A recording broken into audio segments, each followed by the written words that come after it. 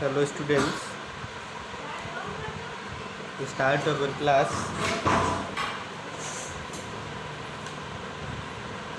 NMR का ये बेटे सेकेंड लेक्चर है और पिछले लेक्चर में हमने काफ़ी ब्रीफ इंट्रोडक्शन आपको NMR का बता दिया था कि NMR में हम रेफरेंस कंपाउंड क्या लेते हैं, क्यों लेते हैं। ठीक है, रेफरेंस कंपाउंड हम TMS लेते हैं। इसकी प्रॉपर्टी मैंने बताई थी, ये बहुत ही शार्प इंटेंस सिग्नल देता है। कितने पर? Delta is equal to 0 ppm पर। डेल्टा क्या है? स्केल होता है। ठीक, इसका बहुत स्मॉल अमाउंट 1 ड्रॉप ही सफिशिएंट होती है। ठीक है, 25 डिग्री सेंटीग्रेड इसका बॉइलिंग पॉइंट है। आसानी से सैंपल से रिकवर कर सकते हैं। वोलेटाइल लिक्विड है। सभी 12 हाइड्रोजन CH3 का होल 4 SI 12 हाइड्रोजन एक जैसे होते हैं। मोस्ट सील्डेड होता है। ठीक है, सील्डेड और डीसील्डेड क्या होता है ये अभी आगे बताएंगे। ठीक है, आज स्टार्ट करते हैं बेटे क्लास में एप्लीकेशन ऑफ NMR। NMR का एप्लीकेशन क्या है? ठीक, तो सबसे पहली चीज़ तो ये है कि हम जानते हैं कि स्पेक्ट्रोस्कोपी जो टेक्निक है वो स्ट्रक्चरल आइडेंटिफिकेशन की टेक्निक है। With the help of spectroscopic method we can find out the structure of unknown compound. ठीक है, या various parameters of unknown compound as types of hydrogen, types of carbon, presence of functional group. ठीक है, double bond, any group up to etcetera. तो इसका NMR का application क्या है? और चूंकि हम पढ़ रहे हैं कौन सा 1H NMR पढ़ रहे हैं, हाइड्रोजन NMR की बात कर रहे हैं। ठीक है, तो सबसे पहला एप्लीकेशन होता है इसका टाइप्स ऑफ सिग्नल या टाइप्स ऑफ प्रोटॉन। किसी भी अननोन कंपाउंड में कितने टाइप के प्रोटॉन हैं, कितने टाइप के हाइड्रोजन हैं, उतने ही सिग्नल हमको मिलेंगे। सिग्नल कैसा मिलता है? इस तरीके से ऐसे एक लाइन मिलती है। ठीक है, ये TMS का होगा, यहाँ पर ऐसे ये TMS का होगा और इससे दूरी की तरफ हटते हुए हमें कुछ सिग्नल मिलेगा। मीन्स पहला एप्लीकेशन है टाइप्स ऑफ सिग्नल या टाइप्स ऑफ प्रोटॉन। NMR की हेल्प से हम ये पता कर सकते हैं, स्पेक्ट्रम को देख करके कोई अननोन कंपाउंड है उसका हम NMR एक इंस्ट्रूमेंट होता है। ठीक है, उस इंस्ट्रूमेंट में हम सैंपल लगाएंगे और वो सैंपल में प्रोसेसिंग होगी मैग्नेटिक फील्ड में, एक्सटर्नल मैग्नेटिक फील्ड की प्रेजेंस में, और एक हमको स्पेक्ट्रम मिलेगा, ग्राफ मिलेगा। उस ग्राफ में हम ऐसे सिग्नल्स को देख करके ये बता सकते हैं कि इसमें कितने टाइप के हाइड्रोजन है, कितने टाइप के प्रोटॉन है। हाइड्रोजन का मतलब प्रोटॉन। ठीक है, जितने सिग्नल मिलेंगे उतने टाइप के प्रोटॉन होंगे। ठीक है, उतने ही टाइप्स के प्रोटॉन होंगे, उतने टाइप के हाइड्रोजन होंगे। पहला एप्लीकेशन। ठीक है,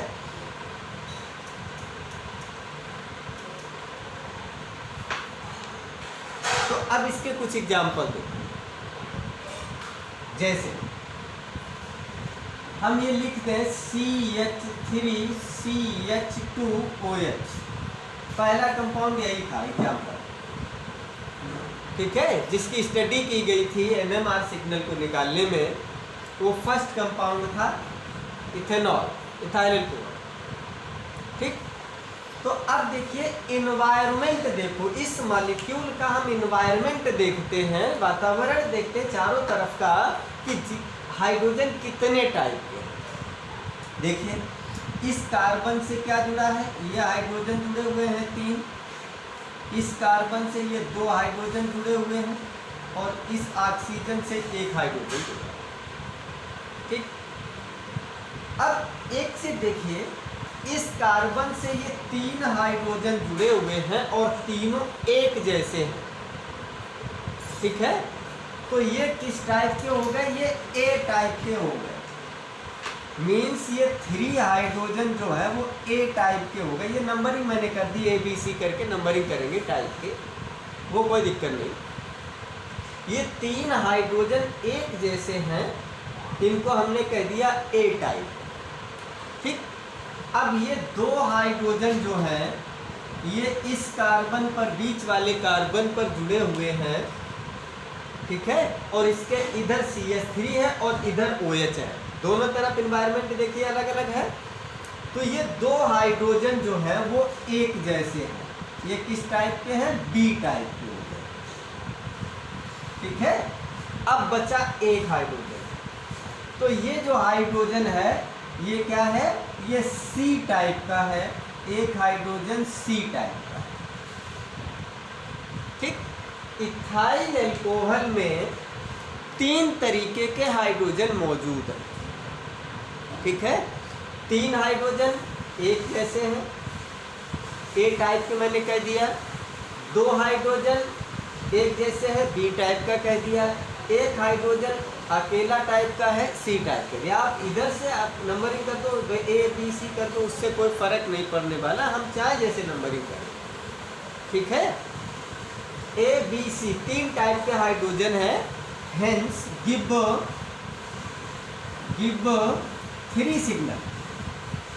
3 सिग्नल इन NMR स्पेक्ट्रा। NMR स्पेक्ट्रा जब हम रिकॉर्ड करेंगे तो इसके हमको सिग्नल कितने मिलेंगे? 3 सिग्नल मिलेंगे, ठीक है। अब हम ये कैसे पहचानेंगे कि इसके 3 हाइड्रोजन वाला कौन सा सिग्नल है, 2 हाइड्रोजन का कौन सा है, 1 हाइड्रोजन का कौन सा है, वो हम आगे अभी बताएंगे सेकेंड एप्लीकेशन में, ठीक है। वो सेकेंड और थर्ड एप्लीकेशन में बताएंगे कि कैसे पहचानोगे कि 3 हाइड्रोजन का कौन सा है, 2 का कौन सा है और 1 का कौन सा है, ठीक। पहला कंपाउंड। दूसरा एग्जाम्पल देखिए,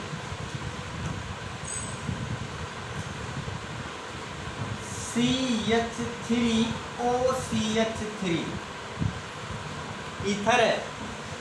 अब इसमें बताइए कितने टाइप के हाइड्रोजन है, कितने सिग्नल मिलेंगे? तो ये जो हाइड्रोजन 3 है, इस कार्बन पर जुड़े हुए 3 हाइड्रोजन है, ये तीनों एक जैसे हैं, तो हमने इनको कह दिया ए टाइप के। और इसके साथ क्या जुड़ा है? OCH3, ठीक। अब उल्टा देखो, इधर से आइए, इधर भी ये 3 हाइड्रोजन एक जैसे हैं और इससे क्या जुड़ा है? इस कार्बन से OCH3। मीन्स इस ऑक्सीजन के दोनों तरफ CH3 जुड़ा हुआ है और कोई ग्रुप नहीं जुड़ा हुआ है।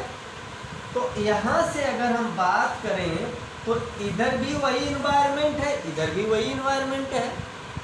तो ये जो 6 हाइड्रोजन है वो एक ही जैसे हैं। ये 3 हाइड्रोजन ए टाइप के और ये भी 3 हाइड्रोजन ए टाइप के ही है, ठीक है। क्यों ए टाइप के हैं? क्योंकि ऑक्सीजन के इधर भी इन्वायरमेंट देखो और इधर भी देखो, दोनों तरफ सेम इन्वायरमेंट है, ठीक है। तो ये 6 हाइड्रोजन जो है वो एक जैसे हैं। मीन्स यहाँ पर 6 हाइड्रोजन ये ए टाइप के, एक जैसे सेम टाइप के हैं, इसलिए कितने सिग्नल मिलेंगे? 1 सिग्नल मिलेगा। क्लियर? अगला तीसरा एग्जांपल देखो, CH3 CH2 CH2 CH3, इसमें बताओ।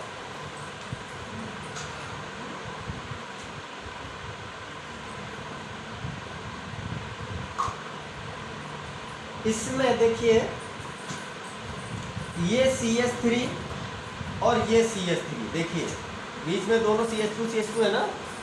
ये CH3 दोनों एक जैसे हैं, ये ए टाइप के हो गए, 6 हाइड्रोजन ए टाइप के हो गए और ये 4 हाइड्रोजन देखो ये क्या हो गए? बी टाइप के। क्यों? क्योंकि इसके दोनों के बगल में CH3 है, ठीक है।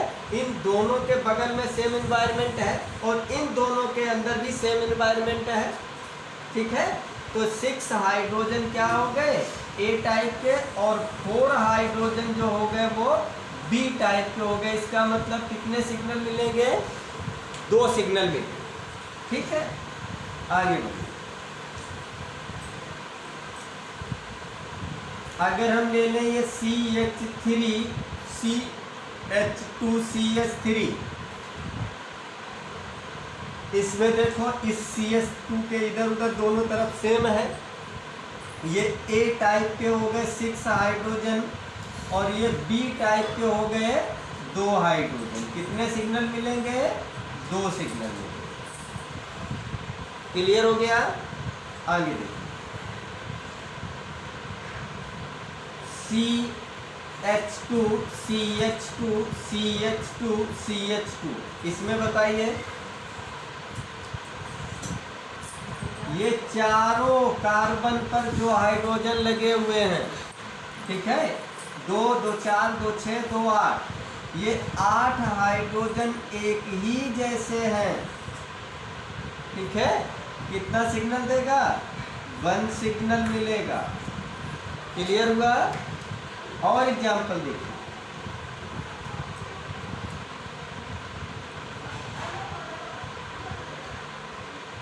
बेंजीन में देखो कार्बन तो NMR इनेक्टिव होता है। क्यों? क्योंकि कार्बन का क्या होता है फार्मूला 6C12। देखिए एटॉमिक नंबर और मास नंबर दोनों इवन है, इसलिए ये क्या होता है, कार्बन जो होता है NMR इनेक्टिव होता है। जो 6C12 कार्बन है, कार्बन 12, वो क्या होता है, NMR इनेक्टिव होता है। ठीक है, तो अब इसमें देखिए सभी हाइड्रोजन आइडेंटिकल हैं। 6 हाइड्रोजन ये A टाइप के हैं, आइडेंटिकल है, तो क्या मिलेगा? रिंग का 1 सिग्नल मिलेगा। ठीक है, अब इस पे सब्स्टिट्यूशन लगाइए। देखिए अगर हम लिखते हैं CH3, ये लिख दिया, तो अब इसकी 2 कंडीशनें हैं। ठीक है,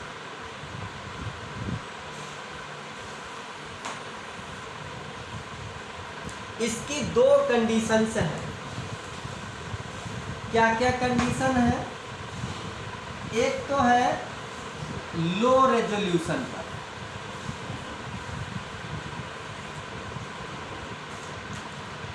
लो रेजोल्यूशन, और एक दूसरी क्या है, हाई रेजोल्यूशन।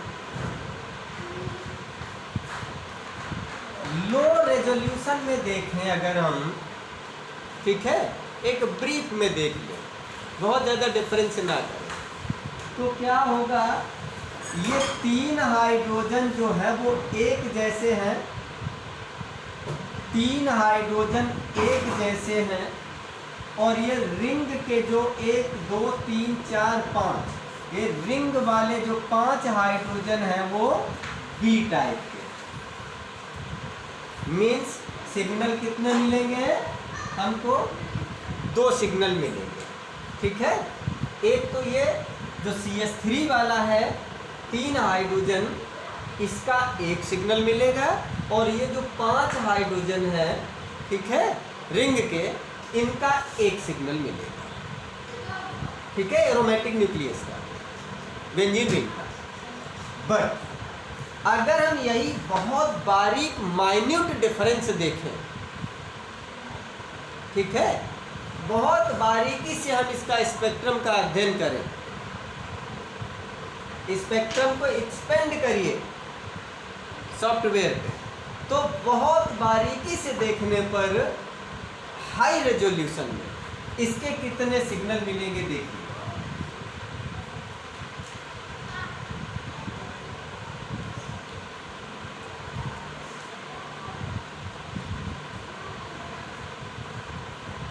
अब देखो हाई रेजोल्यूशन में क्या होगा, ये तो 3 हाइड्रोजन तो एक जैसे हो गए A टाइप।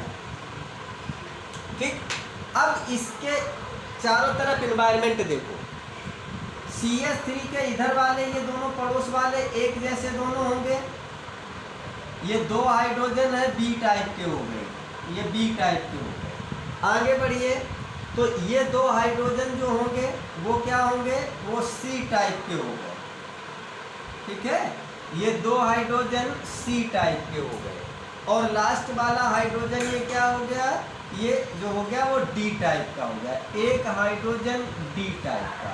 तो अब सिग्नल कितने मिले, ये 3 हाइड्रोजन का एक मिलेगा, इन 2 हाइड्रोजन का जो CH3 के बगल में है आर्थो पोजीशन पे है इनका एक मिलेगा, ये जो मेटा पोजीशन पर 2 हाइड्रोजन है CH3 के इनका एक मिलेगा, और एक पैरा वाली पोजीशन का अलग से मिलेगा। ठीक है, समझ में आ गया। अगर हम लो रेजोल्यूशन में देखेंगे तो एक तो इसका मिलेगा, ये 3 हाइड्रोजन का, और दूसरा रिंग के 5 हाइड्रोजन का एक मिलेगा। लेकिन अगर हम हाई रेजोल्यूशन में यही चीज देखें तो एक तो CH3 का मिलेगा, 2 ये हाइड्रोजन जो CH3 के आर्थो पोजीशन पे है इनका मिलेगा एक सिग्नल, 2 हाइड्रोजन जो मेटा पोजीशन पे है इनका एक सिग्नल मिलेगा, और एक हाइड्रोजन जो पैरा पोजीशन पर है इसका एक सिग्नल मिलेगा। क्लियर आ गया, समझ में आ गया। आगे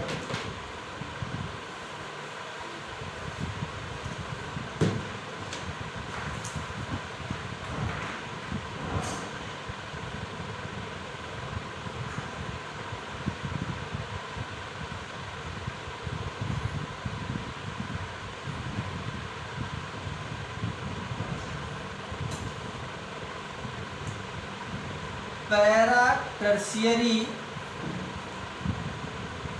ब्यूटाइल टॉल्यूइन, कई बार ये क्वेश्चन पूछा गया, या यहाँ NH3 NH2 लगा दे। ठीक, तो अब इसमें देखिए उन्होंने क्या किया था, उन्होंने लो रेजोल्यूशन में निकाला था सिग्नल। ठीक है, कई बार ये क्वेश्चन पूछा गया है। अब 3 नंबर के क्वेश्चन में तो यहाँ देखिए ये हाइड्रोजन 3 तो एक जैसे हो गए, ये क्या हो गए, ए टाइप के हो गए 3 हाइड्रोजन। ये जो 4 हाइड्रोजन है इनको एक ले लिया बी टाइप का, मतलब 4 हाइड्रोजन बी टाइप के हो गए, रिंग वाले, ये 1 2 3 4। और ये जो 9 हाइड्रोजन है, 3 3 6 3 9, ये 9 हाइड्रोजन जो है वो क्या हो गए, सी टाइप के हो गए। तो लो रेजोल्यूशन में तो कितने सिग्नल आएंगे इसके, 3 आएंगे। और अगर हाई रेजोल्यूशन ले लें तो इनका तो एक आएगा, इसका भी एक आएगा, इन दोनों का एक आएगा, और इन दोनों का एक आएगा।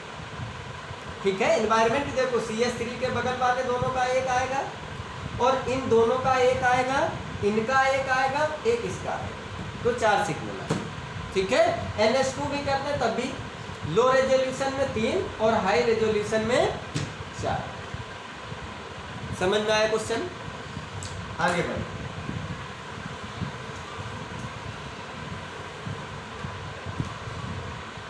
CH2 डबल बॉन्ड CHCl, इसमें देखो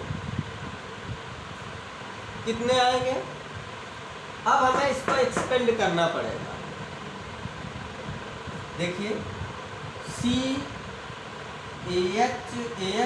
डबल बॉन्ड CHCl, ऐसे तो लिख सकते हैं। ये डबल बॉन्ड है, ठीक है, ये डबल बॉन्ड है। अब यहाँ Cl डिसाइड करेगा, Cl के ये वाला जो पोजीशन का हाइड्रोजन है, देखो वो क्या है, सिस वाला हाइड्रोजन हो गया, और Cl के ये वाला जो हाइड्रोजन है वो क्या हो गया, ये ट्रांस हाइड्रोजन हो गया, अलग अलग टाइप के हो गए। और ये वाला जो हाइड्रोजन है वो क्या है, जिमिनल पोजीशन है। ये तीनों की पोजीशन अलग अलग हो गई। इस Cl के ये डबल बॉन्ड है, ज्योमेट्रिकल आइसोमेरिज्म शो करेगा। ठीक है, अब एनवायरनमेंट देखो, इस Cl के ये हाइड्रोजन क्या है, देखो सिस पोजीशन है, और ये हाइड्रोजन क्या है, ट्रांस पोजीशन पर है, और ये जो हाइड्रोजन है उसी कार्बन पे जुड़ा है, तो जिमिनल पोजीशन है। ठीक है, जिमिनल वाला एक सिग्नल अपना देगा, सिस वाला अपना देगा, और ट्रांस वाला अपना देगा। मीन्स कितने सिग्नल मिलेंगे, 3 सिग्नल मिलेंगे। अब समझ में आ गया क्वेश्चन? ठीक है बेटे, चलिए अब तो आप लोग निकाल लेंगे टाइप्स ऑफ सिग्नल्स, कितने टाइप के सिग्नल मिलेंगे। ठीक है,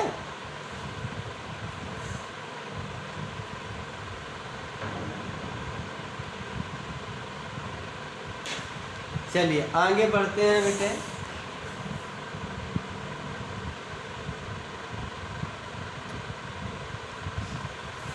ओके बेटे, अब नेक्स्ट एप्लीकेशन देखिए, application second.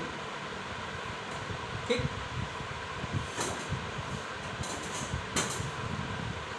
Position of signal, position of signal, या हम इसी को कहते हैं केमिकल शिफ्ट, केमिकल शिफ्ट। और इसी टर्म से आगे एक शब्द आता है शील्डिंग एंड डीशील्डिंग। बहुत अच्छा शब्द है, इसको समझिए। ठीक है, कि अभी तक तो हमने ये तो निकाल लिया था कि अगर हम इसी कंपाउंड की बात करें CH3CH2OH की, तो इसमें A टाइप के 3 हाइड्रोजन थे, B टाइप के 2 थे और C टाइप का 1 था। मतलब 3 तरीके के हाइड्रोजन थे, 3 सिग्नल मिल रहे थे। अब उनकी पोजीशन कहाँ पर होगी? ठीक है, हम इसी को लेकर के सब पूरा एक्सप्लेन किए दे रहे हैं, इसी से सब समझ में आ जाए। तो अब सीधी सी बात है कि इनकी पोजीशन कहाँ पर होगी। भाई रेफरेंस कंपाउंड तो आपने TMS ले लिया और उस TMS के संदर्भ में इन सभी के सिग्नल अलग अलग आएंगे। 3 हाइड्रोजन का 1 आएगा, 2 हाइड्रोजन का 1 आएगा, 1 हाइड्रोजन का 1 आएगा। ठीक है, तो अब देखिए सीधी सी बात ये है कि ये कोई एटम था, इसमें ये न्यूक्लियस था और ये इलेक्ट्रॉन था। हाइड्रोजन की ही बात कर ले, 1H की। ठीक है, तो ये न्यूक्लियस था और ये इलेक्ट्रॉन था। ठीक, जो न्यूक्लियस है वो अपनी एक्सिस पर रोटेट कर रहा है और मैग्नेटिक मोमेंट जनरेट कर रहा है। इलेक्ट्रॉन भी तो है, इसमें इलेक्ट्रॉन भी तो है, जो क्या कर रहा है, न्यूक्लियस के चारों तरफ रोटेट कर रहा है और अपनी एक्सिस पर भी रोटेट कर रहा है। ठीक है,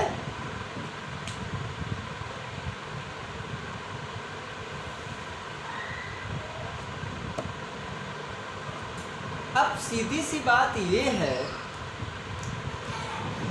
कि ये जो न्यूक्लियस है इसको सुरक्षित करता है कौन? इलेक्ट्रॉन। ठीक है, ये न्यूक्लियस जो है ये रोटेट करता है और रोटेट करके क्या करता है? मैग्नेटिक फील्ड जनरेट करता है। ठीक, ये जनरेट करता है मैग्नेटिक फील्ड। इसके चारों तरफ जो सर्कुलेटिंग इलेक्ट्रॉन है वो भी तो न्यूक्लियस के चारों तरफ जब सर्कुलेट कर रहा है तो वो भी तो मैग्नेटिक मोमेंट जनरेट कर रहा है। ठीक है, ये चीज समझ में आई कि न्यूक्लियस के पास अगर स्पिन वैल्यू है, वो रोटेट कर रहा है, मैग्नेटिक मोमेंट जनरेट कर रहा है, तो उसके चारों तरफ इलेक्ट्रॉन भी तो है जो सर्कुलेट कर रहा है, वो भी तो मैग्नेटिक फील्ड जनरेट कर रहा है। अब अगर हम बात कर रहे थे इस प्रोटॉन की न्यूक्लियस की रेजोनेट कराने की, तो हम क्या करते हैं? बाहरी मैग्नेटिक फील्ड यहाँ से हम H0 देते हैं। मैंने H0 फील्ड दी किसको? इस न्यूक्लियस को रेजोनेट कराने के लिए, इसको रेजोनेट कराने के लिए। ठीक, तो क्या ये पूरी की पूरी ये मैग्नेटिक फील्ड इस पर लग पाएगी?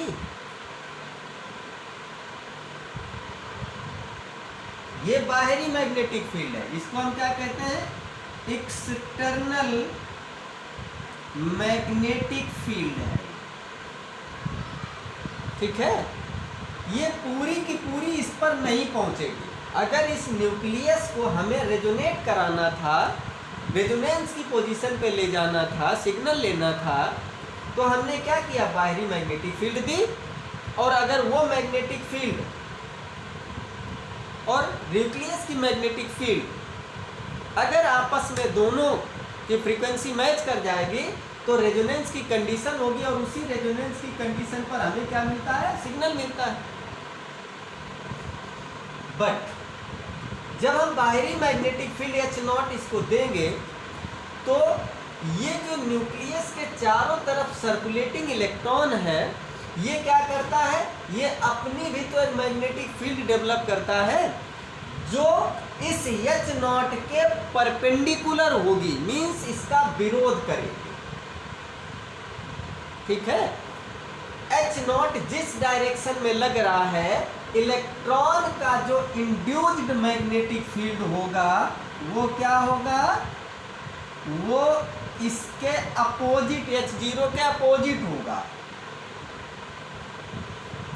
ठीक। समझ में आया कुछ? हमें इस न्यूक्लियस को रेजोनेट कराने के लिए मैंने ये बाहरी मैग्नेटिक फील्ड दी। तो जब बाहरी मैग्नेटिक फील्ड इस पर लगेगी तो इसके चारों तरफ तो इलेक्ट्रॉन पहले घूम रहा है, वो न्यूक्लियस को सुरक्षा प्रदान किए, न्यूक्लियस को सील्ड किए हुए है चारों तरफ से।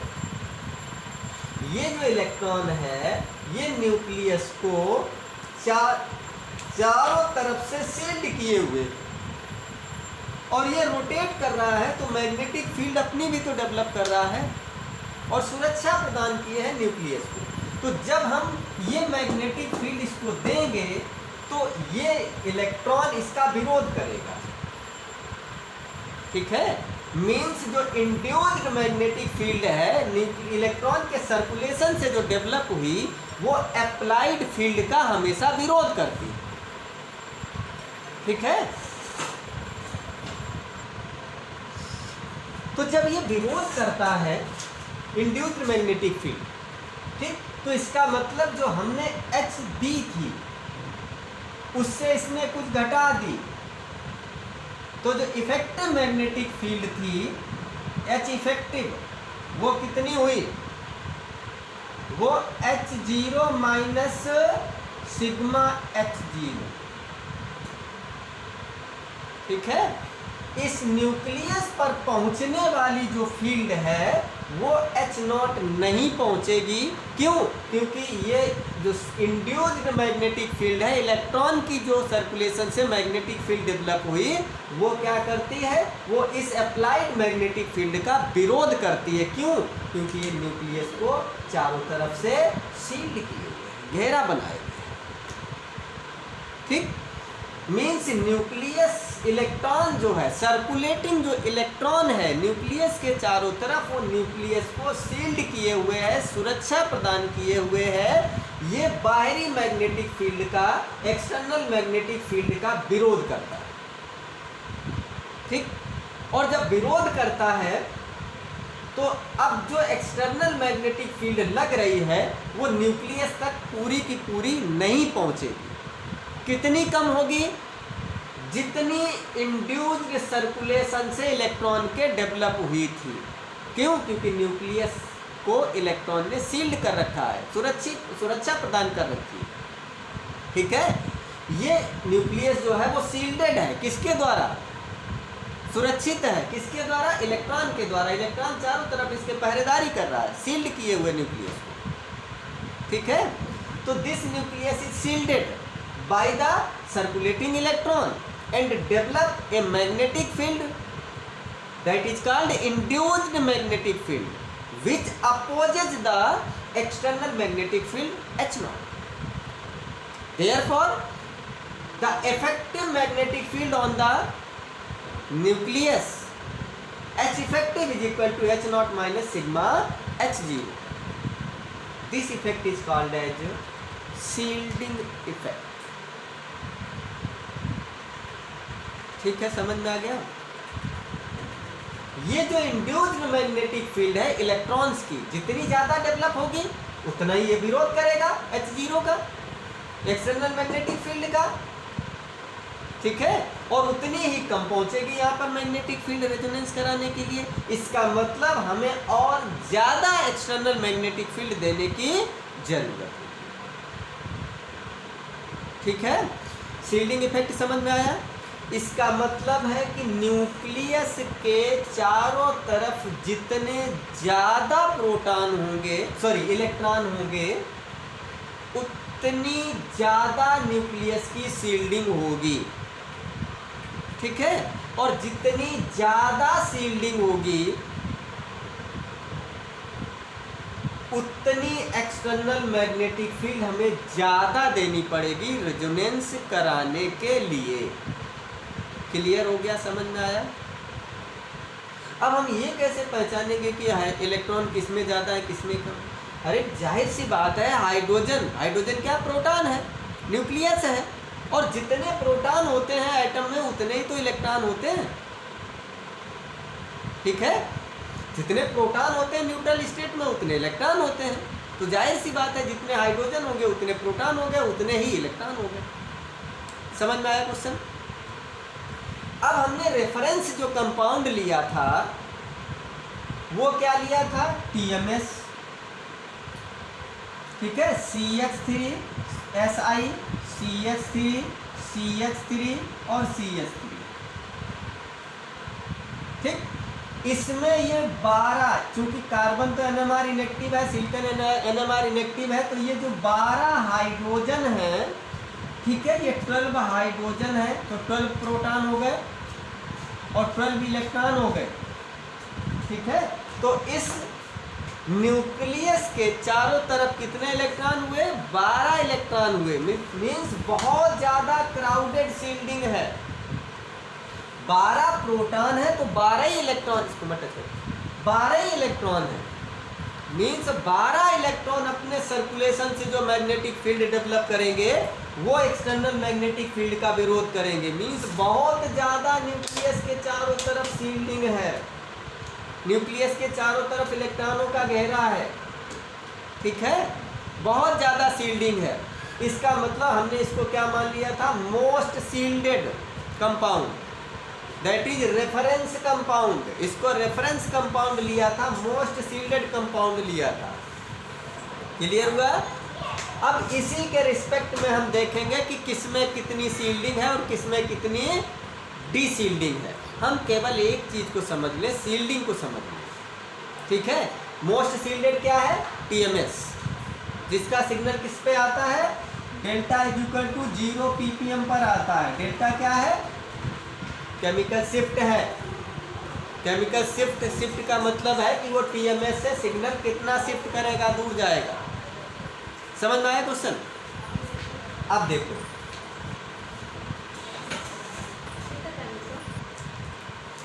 ओके बेटे, अब देखिए, अगर हम TMS जो रेफरेंस कंपाउंड ले रहे हैं इसके रिस्पेक्ट में अगर हम सिग्नल बनाएं, किसका? कंपाउंड का CH3 CH2 OH का, तो इसमें ये 3 हाइड्रोजन जो A टाइप के हैं, 2 हाइड्रोजन B टाइप के हैं और 1 हाइड्रोजन क्या है? ये C टाइप का, ठीक। अब इसमें शील्डिंग देखिए, शील्डिंग क्या होगी?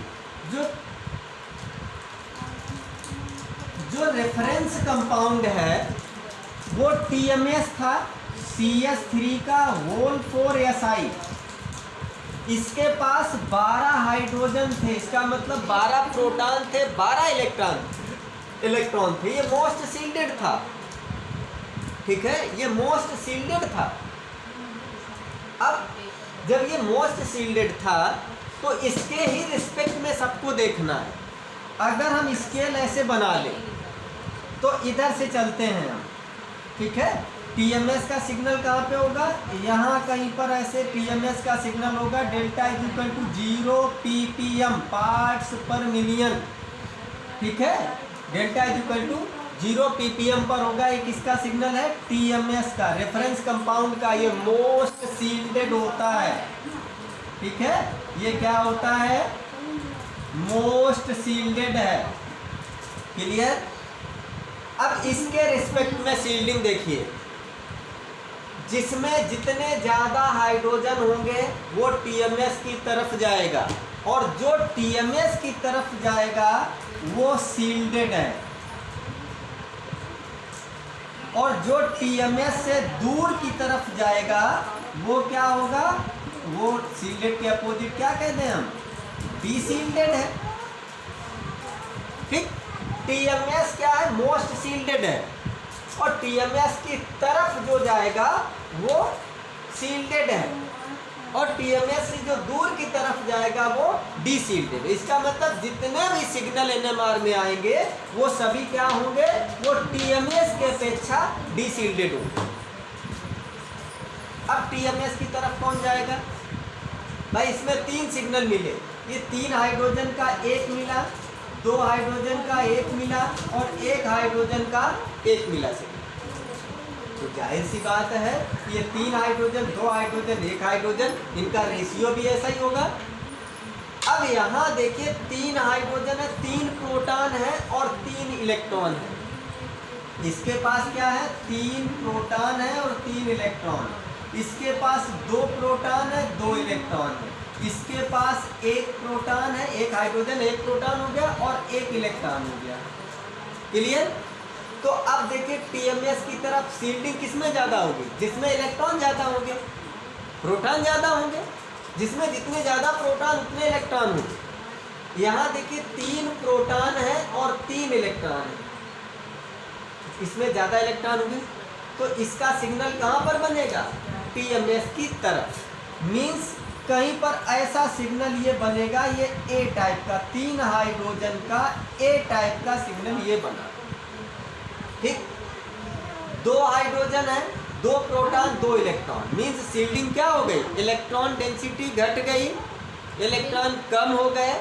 ठीक है, तो जब इलेक्ट्रॉन कम होंगे तो शील्डिंग क्या हो गई, कम हो गई। मीन्स इन 3 हाइड्रोजन की अपेक्षा ये 2 हाइड्रोजन क्या कहलाएंगे, लेस शील्डेड या डीशील्डेड। क्लियर। तो ये 2 हाइड्रोजन का ये एक सिग्नल मिल गया। ठीक, अब बचा ये लास्ट वाला, और लास्ट वाले हाइड्रोजन पे चूंकि क्या है, ऑक्सीजन लगा हुआ है, ऑक्सीजन मोर इलेक्ट्रोनेगेटिव है, ये क्या करता है, इलेक्ट्रॉन डेंसिटी को अपनी तरफ विड्रॉ करेगा। तो वैसे भी इसके पास 1 इलेक्ट्रॉन था, और ऑक्सीजन इलेक्ट्रॉन डेंसिटी को विड्रॉ कर रहा है, तो क्या हो रही है, शील्डिंग और कम हो रही है। और जब शील्डिंग और कम होगी तो ये टीएमएस से और दूर की तरफ भागेगा, इसका मतलब डीशील्डेड की तरफ जाएगा। ठीक है, तो ये 1 हाइड्रोजन का ये सी टाइप का सिग्नल होगा। ठीक, अब बात करते हैं, देखिए ये 1 सिग्नल, 2 सिग्नल, 3 सिग्नल, ये 3 लाइनें मिली। ठीक है, इनका रेशियो क्या होगा, ये सबसे ज़्यादा हाइट का होगा, ये उससे कम होगा, ये उससे कम होगा, मतलब ये होगा 1 2 3 ऐसे रेशियो में होगा। ठीक है, पीक एरिया जो हाइट होगी वो क्या होगी, ये इससे ये डबल होगी, और ये क्या होगी, इसके अपेक्षा ये 3 गुने से ज़्यादा होगी। ठीक है, अगर हम बात करें शील्डिंग की, तो टीएमएस के रिस्पेक्ट में सभी डीशील्डेड हैं, लेस शील्डेड या डीशील्डेड। ठीक, टीएमएस की तरफ कौन सा सिग्नल बनेगा, जिसमें जितने ज़्यादा हाइड्रोजन होंगे वो टीएमएस की तरफ जाएगा, मीन्स मोर शील्डेड। जिसमें हाइड्रोजन कम होंगे, इलेक्ट्रॉन कम होंगे, वो टीएमएस से उतना ही दूर हटता जाएगा। मीन्स इलेक्ट्रॉन डेंसिटी अगर घटती जाएगी तो टीएमएस से दूर की तरफ बढ़ते जाएंगे, मीन्स डीशील्डेड होता जाएगा न्यूक्लियस। ठीक है, समझ में आया क्वेश्चन। अब शील्डिंग डीशील्डिंग दोनों एक दूसरे के जस्ट अपोजिट दोनों पैटर्न हैं। अगर इन दोनों की बात करें, ए और बी सिग्नल की, तो ए सिग्नल क्या है, मोर शील्डेड है, और बी सिग्नल क्या है, ए के रिस्पेक्ट में डीशील्डेड है। ठीक, सी और बी की बात करें तो बी क्या है, मोर शील्डेड है, और सी क्या है, लेस शील्डेड या डीशील्डेड। ठीक है, इतना समझ में आ गया बेटा? ठीक है, क्लियर हुआ कि नहीं? चलिए, ये दो एप्लीकेशन हो, ठीक है, समझ में आ गया क्वेश्चन। अब तीसरा एप्लीकेशन हम बताएंगे कि ये कैसे हम पहचानेंगे कि ये 3 हाइड्रोजन का है, ये 2 हाइड्रोजन का है, ये 1 हाइड्रोजन का है। इसके लिए तीसरा एप्लीकेशन है स्पिन स्प्लिटिंग, ठीक है। ये तीसरा एप्लीकेशन नेक्स्ट वीडियो में सेंड करेंगे, ठीक है। ओके बेटे, थैंक यू।